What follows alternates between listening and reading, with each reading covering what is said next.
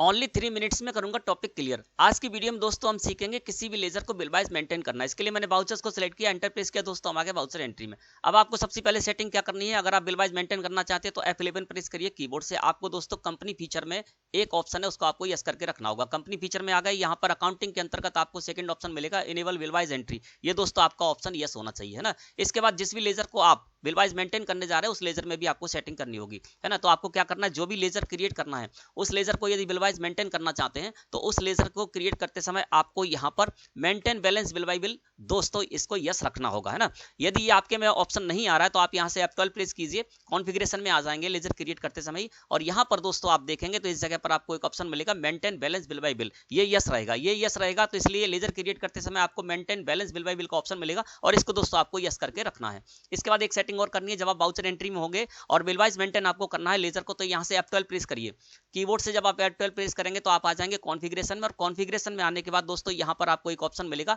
Use default bill wise details for bill allocation. ये दोस्तों आपका नो रहना चाहिए ना। ये सारी हमने सेटिंग कर ली। अब संजय ट्रेडर्स हमारी एक डेटर्स पार्टी है और इसके बिल को इसको मैं बिल वाइज मेंटेन करने जा रहा हूं, तो इसको मैं जो सेल करने जा रहा हूं उसकी एंट्री करता हूं। तो देखिए मैं इनको क्रेडिट सेल उधार सेल करने जा रहा हूं, मैंने ये सेल कर रहा हूं। यहां पर जो भी स्टॉक आइटम है इनके सेल करने जा रहा हूं, मैंने यहां पर कर दिया। और टैक्स के लेजर लगाने के बाद दोस्तों जब मैं यहां पर एंटर प्रेस करूंगा तो देखिए अब यहां पर एक पॉपअप आएगा, क्योंकि इनके लेजर को मैं बिल वाइज मेंटेन कर रहा हूं।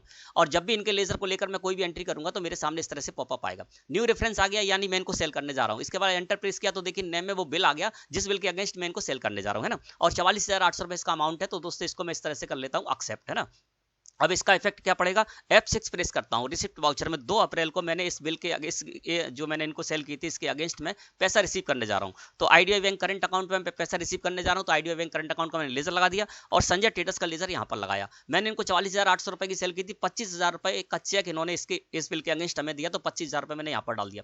अब जैसे ही एंटर प्रेस किया दोस्तों तो देखिए ये आ गया, क्योंकि इनके लेजर को बिल वाइज मेंटेन कर रहा हूं, तो जब भी मैं इनसे कुछ भी पैसा रिसीव करूंगा तो वो मुझे इस तरह से दिखाएगा पॉपअप है। अब यहाँ पर अगेंस्ट डिफरेंस है, तो यहाँ हमसे कहा जा रहा है कि 25,000 रुपए जो हम रिसीव कर रहे हैं वो किस बिल के अगेंस्ट कर रहे हैं, तो यहाँ पर मैं अगेंस्ट डिफरेंस रहने दूंगा। यहाँ पर दोस्तों जितने भी पेंडिंग बिल होंगे वो सारे के सारे पेंडिंग बिल आ जाएंगे, उनमें से किस बिल के अगेंस्ट आप इसको एडजस्ट करना चाहते हो उस बिल को आप यहाँ से ले सकते हैं। 5 बिल होंगे तो 5 बिल दिखेंगे, जिसमें से आप इनको एडजस्ट करना चाहते हो एडजस्ट कर सकते हैं। इसके अलावा आप इनको स्कीम एंड डिस्काउंट पेड करते हैं, है ना, वो भी आप किस बिल के अगेंस्ट करना चाहते हैं तो वो सारे के सारे बिल आपको दिखेंगे, उसमें जिस बिल के अगेंस्ट आपको करना है वो आप कर सकते हैं। इसी तरह से सेल्स रिटर्न की एंट्री करते हैं, तो सेल्स रिटर्न जो आपने की है वो किस बिल के अगेंस्ट की है ना, वो बिल आप यहाँ पर कर दीजिए, है ना, और इसको सिलेक्ट करके एंटर प्रेस कीजिए। तो दोस्तों इस तरह से आप किसी भी लेजर को बिल वाइज मेंटेन कर सकते हैं। इसके अलावा अगली वीडियो में बताऊंगा कि इसको बिल वाइज मेंटेन करने के बाद आपको देखना है किसी भी लेजर में जाकर तो किस तरह से देखेंगे।